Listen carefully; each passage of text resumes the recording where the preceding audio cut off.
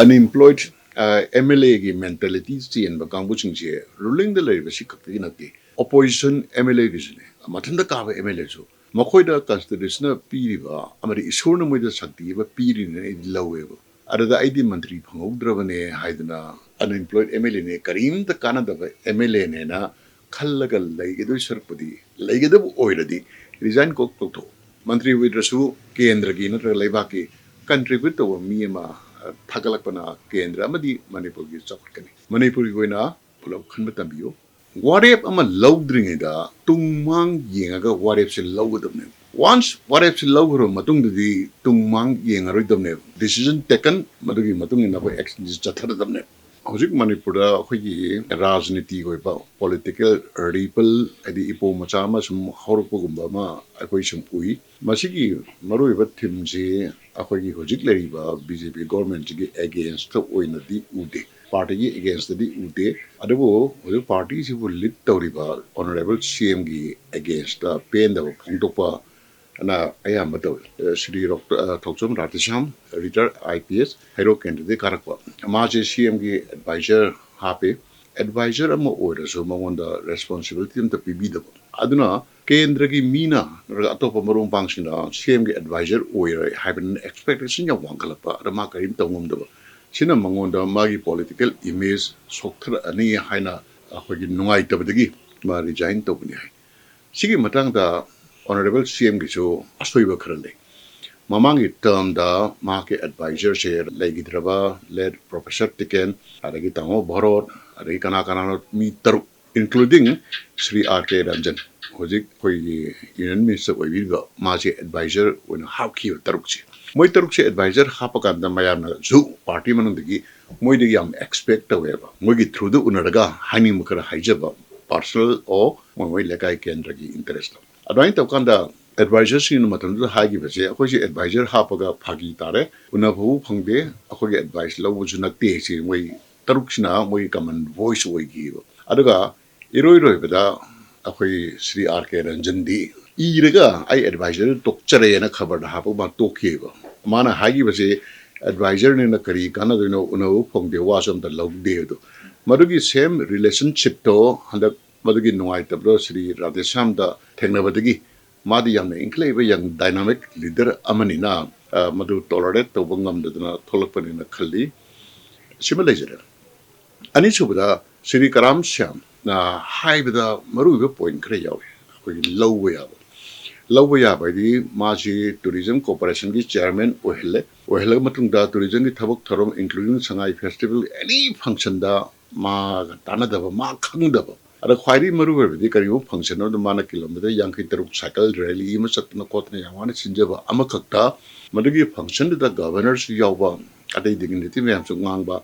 tourism function ina ma je wangangan gadra wangangan do kanghon thoi na khalaga leiba da wangangan gi da bagi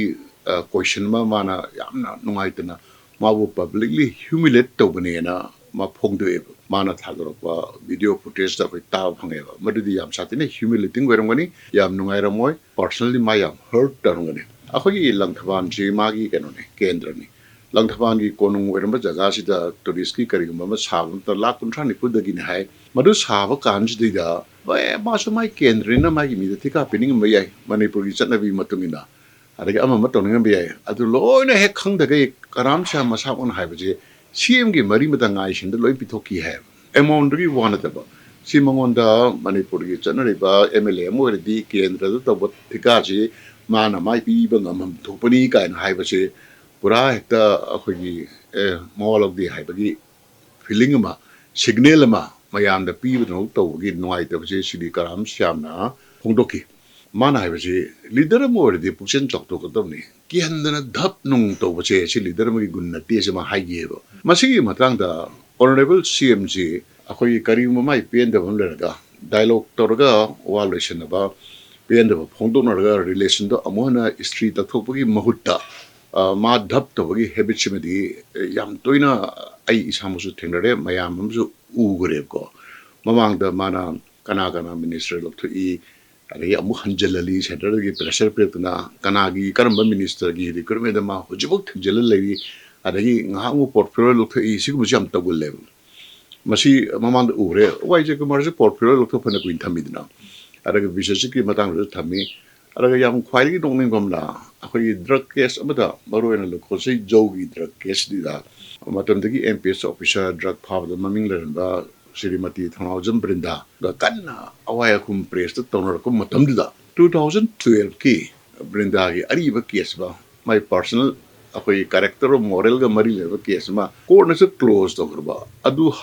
ꯍꯟꯗꯣꯛꯑꯒ ꯑꯩꯈꯣꯏꯒꯤ ꯀꯔꯤ ꯍꯥꯏꯗꯣꯏꯅꯣ ꯔꯤꯑꯣꯄꯟꯒ ꯇꯧꯔꯒ investigation ꯇꯧꯔꯒ ꯈꯕꯔꯗꯒ ꯍꯥꯞꯇꯣꯛꯄ ꯁꯤꯒꯨꯝꯕ ꯈꯔ ꯇꯧꯈꯤꯑꯕ ꯃꯁꯤꯗꯤ ꯈꯤꯇꯪ ꯑꯩꯈꯣꯏ ꯀꯥ ꯍꯦꯟꯅ ꯚꯤꯟꯗꯤꯛꯇꯤꯞ ꯑꯣꯏꯃꯟꯕ꯭ꯔꯥ ꯍꯥꯏꯅ ꯈꯜꯂꯤ ꯂꯩꯕꯥꯛꯀꯤ ꯂꯤꯗꯔ ꯑꯃ ꯑꯣꯏꯕ ꯇꯥꯔꯗꯤ ꯚꯤꯟꯗꯤꯛꯇꯤꯞ ꯑꯣꯏꯕꯁꯤ ꯌꯥꯗꯦ ꯄꯋꯥꯔ ꯃꯤꯁꯌꯨꯁ ꯁꯣꯏꯅ ꯇꯧꯔꯛꯀꯅꯤ ꯄꯋꯥꯔ ꯃꯤꯁꯌꯨꯁ ꯇꯧꯕꯒꯤ ꯈꯨꯗꯝꯁꯤ ꯌꯥꯝ ꯐꯪꯉꯤ ꯃꯗꯨꯒꯤ ꯗꯤꯇꯦꯜꯗ ꯑꯩ ꯍꯥꯏꯖꯔꯔꯣꯏ ꯑꯗꯨꯒ CM Shri N Biren Singna mana adopt of attitude ma election mamangda khangabukki manager mangangi phiran chekda mana hagi bada khoidi am hurt tawe kare hain tawgeda magi mi makhal ani dang laye amana friend marup amana fo yegnaba friend sitter singidi ai moibo ai mi wen thati kan haibuna singba yam kana ngangi hariba attitude che mama khum humuri su tonga ngangi action is a masi ulle leba amgi CM oi bai se friend and the four in a thyroid rhythm loina makse mana captain ni leiba pun makse praja yauna magi crew member ne na khan ga damni magi kano ne khan mase masima tahun janingi masigi attitude chi leiba number medna hojiki hariba mantri oiramba MLA anisi pendaba hongdokpa gi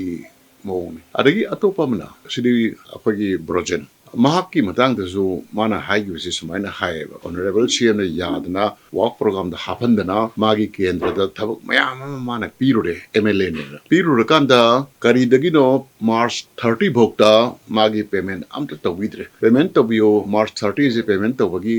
31st aroibani sumaina tawudo matam si zamana ulta da ꯑꯩꯈꯣꯏꯒꯤ ꯊꯕꯛꯁꯤꯗꯣ ꯀꯛꯊꯠꯂꯦꯅ ꯂꯣꯏ ꯇꯧꯔꯛꯈꯤꯕ ꯒꯣꯔꯃꯦꯟꯅ ꯃꯁꯤ ꯃꯉꯣꯟꯗ ꯑꯩꯈꯣꯏꯒꯤ ꯑꯁꯣꯛꯄꯗ ꯊꯨꯝ ꯊꯥꯛꯄ ꯍꯥꯏꯗꯨ ꯑꯣꯏꯅ ꯊꯣꯛꯈ꯭ꯔꯦ ꯊꯤꯀꯥꯁꯤꯗꯤ ꯃꯥꯅꯁꯨ ꯃꯥꯒꯤ ꯃꯤ ꯑꯣꯏꯅ ꯄꯤꯔꯨꯕꯅꯤꯅ ꯃꯉꯣꯟꯗ ꯑꯣꯏꯅ ꯄꯩꯁꯥ ꯊꯥꯒꯠꯂꯛꯄ ꯑꯗ ꯃꯥꯁꯦ ꯌꯨꯝꯗ ꯂꯩ ꯉꯝꯗ꯭ꯔꯦ ꯌꯨꯝ ꯊꯥꯗꯣꯛꯇꯨꯅ ꯆꯦꯜꯂꯤ ꯍꯥꯏꯕꯅꯆꯤꯡꯕ ꯀꯩꯅꯣ ꯇꯧꯔꯛꯑꯦ ꯁꯤꯒꯨꯝꯕ ꯌꯥꯝꯅ ꯅꯥꯇꯩ ꯆꯥꯗꯕ ꯁꯤꯆꯨꯋꯦꯁꯟꯗ ꯃꯍꯥꯛꯄꯨ ꯁꯄꯣꯔꯠ ꯇꯧꯖꯔꯤꯕ MLA ꯑꯍꯨꯝꯁꯤꯗ ꯇꯧꯕꯁꯤ ꯀꯔꯤꯒꯨꯝꯕ ꯃꯅꯨꯡꯒꯤ ꯀꯔꯤ ꯋꯥ ꯑꯀꯨꯞꯄ ꯂꯩꯕꯅꯣ ꯑꯩꯈꯣꯏꯗ ꯈꯪꯗ꯭ꯔꯦ ꯑꯗꯨꯕꯨ ꯁꯔꯇꯦꯟ ꯚꯦꯟꯗꯦꯇꯥ ꯈꯔꯁꯨ ꯎꯏꯌꯦꯕ ꯁꯔꯇꯦꯟ ꯚꯦꯟꯗꯦꯇꯥ ꯈꯔ ꯎꯏꯅ ꯑꯩꯅ ꯍꯥꯏꯖꯔꯤꯁꯤꯒꯤ ꯃꯔꯝꯁꯦ ꯀꯔꯤꯅꯣꯗ ꯑꯩꯅ CM ꯁꯥꯍꯦꯕ ꯌꯥꯅꯤꯡꯕ ꯌꯥꯅꯤꯡꯗꯕ ꯋꯥꯐꯝ ꯁꯨꯛꯅ ꯅꯠꯇꯦ ꯑꯩꯈꯣꯏꯁꯨ ꯁꯨꯝ ꯄꯥꯎꯁꯤ ꯇꯥꯏꯌꯦꯕ ꯃꯥꯒꯤ ꯀ꯭ꯂꯣꯖ ꯑꯣꯏꯕ ꯔꯤꯂꯦꯇꯤꯚ ꯅꯠꯇ꯭ꯔꯒ ꯃꯥꯒ ꯌꯥꯅꯕ ꯊꯤꯀꯥꯗꯥꯔꯁꯤꯡꯒꯤꯗꯤ ꯍꯧꯖꯤꯛ ꯃꯅꯤꯄꯨꯔꯒꯤ ꯐꯥꯏꯅꯥꯟꯁꯤꯌꯦꯜ ꯁꯤꯆꯨꯋꯦꯁꯟ ꯌꯥꯝ ꯁꯥꯊꯤꯅ ꯐꯠꯇꯦ ꯐꯠꯇ꯭ꯔꯒꯁꯨ ꯑꯩꯈꯣꯏꯒꯤ ꯊꯤꯀꯥꯗꯥꯔ ꯈꯔꯗꯤ ꯐꯨꯜ ꯄꯦꯃꯦꯟ ꯐꯪꯉꯒ ꯌꯥꯝ ꯅꯨꯡꯉꯥꯏꯅ ꯂꯩꯔꯤꯑꯕ ꯈꯔ ꯑꯃꯅ ꯄꯩꯁꯥ ꯐꯪꯗꯕꯒꯤ ꯃꯀꯣꯛꯇ ꯃꯈꯨꯠ ꯍꯥꯞꯄꯒ ꯆꯦꯟꯅꯔꯤꯑꯕ ꯑꯗꯨ ꯉꯁꯥꯏꯒꯤ ꯁꯤꯒꯨꯝꯕ ꯈꯔꯁꯦ ꯁꯨꯝ ꯎꯔꯛꯄꯅꯤꯅ ꯄꯦꯃꯦꯟꯒꯤ ꯃꯇꯥꯡꯁꯤꯗ ꯁꯥꯊꯤꯅ ꯑꯩꯈꯣꯏ ꯑꯆꯥꯟ ꯃꯤꯔꯥꯏ ꯅꯥꯏꯕ ꯑꯗꯨꯒ ꯊꯤꯀꯥꯗꯥꯔꯁꯤꯡꯗꯤ ꯍꯧꯖꯤꯛ ꯃꯇꯝꯗ ꯀꯅꯥꯅꯣ ꯍꯥꯏꯕꯗ ꯃꯥꯒꯤ MLA ꯀꯦꯟꯗ꯭ꯔꯒꯤ ꯀꯔꯤꯒꯤ ꯑꯗꯨꯝꯕ ꯉꯥꯛꯇꯅꯤꯅ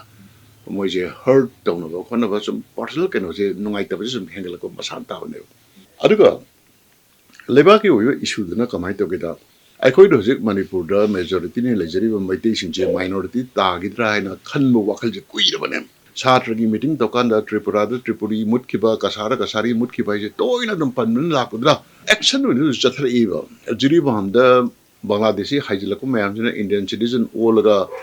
ꯑꯩꯈꯣꯏꯒꯤ ꯚꯣꯠ ꯐꯥꯎꯗ ꯀꯥꯈꯠꯂꯛꯄ ꯑꯗꯨꯒꯤꯁꯨ ꯃꯊꯛꯇ ꯍꯧꯖꯤꯛꯅ ꯑꯃꯨꯛ ꯀꯃꯥꯏꯅ ꯇꯧꯔꯤ ꯃꯅꯤꯄꯨꯔꯒꯤ ꯆꯤꯡꯁꯤꯡꯁꯤꯗ ꯄꯣꯄꯤ ꯊꯥꯕꯗ ꯅꯠꯇꯅ ꯎ ꯌꯥꯟꯊꯠꯄ ꯑꯃꯗꯤ ꯆꯥꯎꯔꯥꯛꯄ ꯗꯦꯃꯣꯒ꯭ꯔꯥꯐꯤꯛ ꯕꯦꯂꯥꯟꯁ ꯀꯥꯏꯒꯗꯕ ꯑꯦꯛꯇꯤꯚꯤꯇꯤ ꯃꯌꯥꯝ ꯀꯅꯥꯒꯨꯝꯕ ꯈꯔꯅ ꯁꯄꯣꯔꯠ ꯇꯧꯔꯒ ꯀꯟꯅ ꯆꯪꯁꯤꯜꯂꯛꯏꯕ ꯃꯁꯤꯗ ꯃꯁꯛ ꯎꯗꯕ ꯐꯣꯔꯦꯟ ꯍꯦꯟ ꯅꯠꯇ꯭ꯔꯒ ꯑꯩꯈꯣꯏ ꯀꯔꯤꯒꯨꯝꯕ ꯈꯔ ꯌꯥꯎꯕꯗꯨꯁꯨ ꯇꯧꯔꯤ ꯁꯤꯒꯨꯝꯕ ꯁꯤꯆꯨꯋꯦꯁꯟꯁꯤꯗ ꯕꯔꯃꯥꯗꯒꯤ ꯆꯦꯟꯁꯤꯜꯂꯛꯏꯕ ꯔꯤꯐ꯭ꯌꯨꯖꯤ ꯃꯌꯥꯝꯁꯤ Indian born Indian national Manipuri ꯀꯨꯀꯤ ꯅꯠꯇꯕ ꯃꯌꯥꯝ ꯑꯃ ꯆꯪꯁꯤꯜꯂꯛꯄꯁꯤꯅ ꯕꯣꯔꯗꯔ ꯑꯦꯔꯤꯌꯥꯗ ꯃꯈꯣꯏꯒꯤ ꯗꯦꯖꯤꯒꯅꯦꯇꯦꯠ ꯀꯦꯝꯞ ꯑꯩꯈꯣꯏꯒꯤ ꯔꯤꯐ꯭ꯌꯨꯖꯤ ꯀꯦꯝꯞ ꯊꯝꯕ ꯍꯥꯏꯁꯦ ꯃꯅꯤꯄꯨꯔꯒꯤ ꯑꯣꯏꯅ ꯌꯥꯝ ꯈꯨꯗꯣꯡ ꯊꯤꯅꯤꯡꯉꯥꯏ ꯑꯣꯏꯌꯦꯕ ꯑꯩꯈꯣꯏꯒꯤ ꯌꯥꯝꯅ ꯗꯦꯂꯤꯀꯦꯠ ꯑꯣꯏꯕ ꯄꯣꯄꯨꯂꯦꯁꯟꯒꯤ ꯍꯧꯖꯤꯛ ꯂꯩꯔꯤꯕ ꯕꯦꯂꯥꯟꯁꯁꯤꯗ ꯑꯇꯣꯞꯄ ꯀ꯭ꯋꯦꯁꯟ ꯑꯃꯅ ꯕꯔꯃꯥ ꯃꯅꯨꯡꯗ ꯑꯩꯈꯣꯏꯒꯤ ꯃꯤꯂꯤꯇꯔꯤ ꯔꯨꯜꯒꯤ ꯃꯤꯑꯣꯠ ꯃꯤꯅꯩ ꯇꯧꯔꯒꯁꯨ ꯃꯁꯤꯡ ꯌꯥꯝꯂꯕ ꯃꯩꯇꯩꯗꯤ ꯑꯝꯇ ꯆꯪꯉꯛꯇꯦꯕ ꯁꯣꯝꯗ ꯃꯥꯒꯤ ꯌꯥꯅꯅꯕ ꯀꯝꯐꯣꯔꯇꯦꯕꯂꯤ ꯑꯗꯨꯝ ꯂꯩꯕꯗꯧꯅ ꯎꯏ ꯑꯗꯨꯒ ꯉꯁꯤꯐꯥꯎꯗ ꯕꯔꯃꯦꯖꯀꯤ ꯃꯣꯏ ꯌꯦꯜꯍꯧꯃꯤ ꯅꯠꯇꯦ ꯍꯥꯏꯅ ꯃꯈꯣꯏꯗ ꯀꯔꯤꯒꯨꯝꯕ ꯊꯑꯣꯏꯅ ꯂꯥꯛꯑꯣꯏꯅ ꯀꯧꯔꯒꯁꯨ ꯃꯣꯏ ꯀꯣꯏꯕ ꯂꯥꯛꯄ ꯅꯠꯇꯅ ꯃꯅꯤꯄꯨꯔꯗ ꯂꯥꯛꯅꯕꯒꯤ ꯋꯥꯐꯝꯁꯤ ꯂꯩꯇꯦ ꯑꯗꯨꯒ ꯄꯥꯔꯇꯤꯀꯨꯂꯔ ꯀꯝꯃꯨꯅꯤꯇꯤ ꯑꯃꯈꯛꯇꯪ ꯂꯥꯛꯏꯁꯦ ꯀꯔꯤꯅꯁꯨ ꯑꯩꯈꯣꯏ ꯈꯪꯗꯕ ꯑꯃ ꯆꯪꯉꯦꯕ ꯑꯩꯈꯣꯏꯒꯤ ꯃꯈꯥ ꯇꯥꯅ ꯄꯥꯎ ꯇꯥꯈꯤꯕꯗ ꯁꯦꯟꯇ꯭ꯔꯦꯜ ꯒꯣꯔꯃꯦꯟꯅ ꯍꯥꯏꯔꯤꯕ ꯔꯤꯐ꯭ꯌꯨꯖꯤꯁꯤꯡꯁꯦ ꯕꯣꯔꯗꯔꯗꯒꯤ ꯀꯤꯂꯣꯃꯤꯇꯔ ꯑꯁꯨꯛꯇꯒꯤ ꯂꯥꯞꯊꯣꯛꯅ ꯊꯝꯒꯅꯨ ꯍꯥꯏꯕ instruction ama lai kainasu tai madu la ambasu yai la aga chu madu manipur di kitang chumbo wale kari gino ida makhoi loan phawno ba adagi culture manaba mark to tinjala lai gi tar di border loi taring aktane tinjingi tar mo ji khando ko wa gane masigi refugee gi policy gi matang da akhoi gi pen da khrasu phongdo patai hojiki descendant MLA hagadra mapan handat chairman kari kara oirambadagi resign tanriba sing advisor oirambagi tawbi sing chi ado sigi marakta akhoi uribu kendra gi nong ka MLA Sri KS Ragumani akhoi retired IS ma si yawi manirida gi chairman oirambadagi ma tokchare na mana hybrid da ma gi marol ji amna londre ma di ahamba ka ba da ngairi ma gi grievances kari no je akhoi haiba ngamdre mamang de pangiba MLA ohum ji moi grievances to sengna palleba personal nungai taba machet khre yawi ara leba ki issue jo khar palle leba ki hojik tolo pi thopo gamdaba thika ki bill pi gamdaba paisa ki condition aduke matik sok paji hariba MLA ohum ji pangiba ara Sri Ragumani the current pande mana haibasi magi resignation letter do social media thagal gai ujare akoi personal and in public interest hai personal and in public interest se contradictory way personal maram oiragadi public interest panbirano public interest oiragana personal panbirano sida confusing aba kanomale Ragumani si vote kari se Ragumani on capacity the kaba natte na khali CM gi khut am chawnu yawe sigum biyo yamna CM gi against the revolt or ise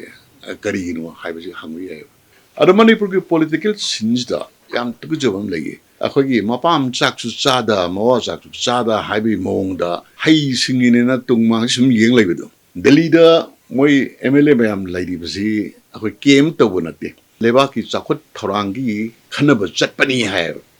leba ki chakhot thorangi khanaba chatpata ri CM or concerned minister kar chatpham thoi Sri Ragumani di ahan baka ba icham cham MLA ni mana minister mayam do unabagi authority na traga akhoi protocol leibra tungmang yeng bai do halak na ba akhoi rumam tham araga sigum makhalgi lalau jidi ai pap jidi decision am law gardi phajana lawiro araga maram do sena genuine na personal nungai te bana kadai bawno leba ki interest ta khallaga tawriba government na leba ki interest su er nakai nakai sengna spell out to hanjaninge natragadi praja singju khoi lila yeng bai ta to amhai mane kanana nga meni yeng khuba khu ge ngai phim de leba praja su inclusive ogidobni any kind of political kind of se tholko matamda ningai wergadi koi taning dreba phajana genuine reason de putho to adaga maram do chara de koi decide to ge praja koi no decide to ge yes no no to chome or no no no lie handaki anova sarkar asina mamang gi matungda akoi paikhet ka da thabok je paikhet lo dagi ising salama gi thangalak na praja gi ehu kholau kankla kanda water supply minister na tawgiba khungyu mayam do khoyam pende yam pende detail di palroi ngarang na du khabar da hapki khumala bakta 200 filling point leibedo pesa changna tarago hojibo ising kena tawgi keno khudong chabal leite nong khara tabajina akhoi da ising bhangroi na pakhatpa psychologically kitang shanti phange thangai sene ising phangbadi na teba masigi hoji nong tar ising phangde honorable se masamur ju pan gram neba adoredi kari step lakhat ka ge government moina mating thokna haiba kanda hanjan minister amadi CM amadi amana jingda u kokibane ne sum haidra leiba jingda u koidogi maran u thadribo u chawdribo chai kun gra chana ko ising phangoi dori bra hai question am laiba hoji climate change thoni je loina khangaba ngaktani thokju thoini urini nongju gi kari gi keno chi loina change torini mamangda khoi preparation kari gi tahudri no u koidu kanana ko halin ra hanga di khana ba ho tarne u kokre u thari pheito ada sigum jerakda politics se chakolak gi mota chakthar ko ina to culture of lai masi culture se kamai to gida laiba ki interest tagi personal interest personal kanone hena lumno lo masi ai gi chakthung ma gi chakthung ai gi heba component chang wang ai hena to che aduna masina concerned minister ng department da sakona bathawuk taroko da emadu mi do ai gi yana de phan thado no haibuna chingba kaya su ui adagi hojik lari MLA mantri pham paido mayam jo MLA Makawa Yam Marai Parabani, Kendra the Gitabuk Mayam Tau with the Natana. MLA Kendra Gitabuk Retawa, Jing Yenba, Tikapi, the Magisoi, Matarka Leva, Dukatana Teva, Mike Kendra Gitabuk to the engineering, decision Jing and Ron Tadok Yav. Mana Assembly the Changapumba, me the Oibanina, Manipuri, Apunba, Collective Nakari, Sahaka to give Magi idea, Putopungam capacity. Lay wonder. She talked to never. Education Minister, not because MLM, not education policy, Sumina Toxi. Unemployment Matanga, Sumina Toxi. Lebaxida, Akogi, widow camley, orphan camley, Mogi welfare Sumina Toxi. Mana Changa suggestion, the way of a mean, a young powerful positive MLMG. Manipur the command like a tea cam, like a kirikada, MLA, Amana Kariguma Mantri, who held to the Mazi unemployed MLA in a Kaleva. Catching the Sangha Toler get all like Granny. Mashing attitude chair, a machine later than me. But I out was MLM, not the way of a tabak 1,000 Levanda, but I know the Matang Pang, Kachi never. But I young Tama Lap never. I don't who's the missing Jip, but I out to the Grandi Aldrina, me, Maggie, a shame of Magunje, which had a conjure drip to Pungam drip. But I said, the Akogi Minayo get me. I went up a Shaggy Minayo, only the say 100 and the Pinar to remind the woman's sung. At the Sigma emulation share, I give more to tea. Either boy the form together, not a Prajana, Amukana, Moji Tagala, some 100 later, the boat me at the Mopi Shapotrocani. At the Sigumba, unemployed MLA in a conversing chair, which make up to. Bring it to we have a cock tongue Malay, Maruto, and I ate the mind something.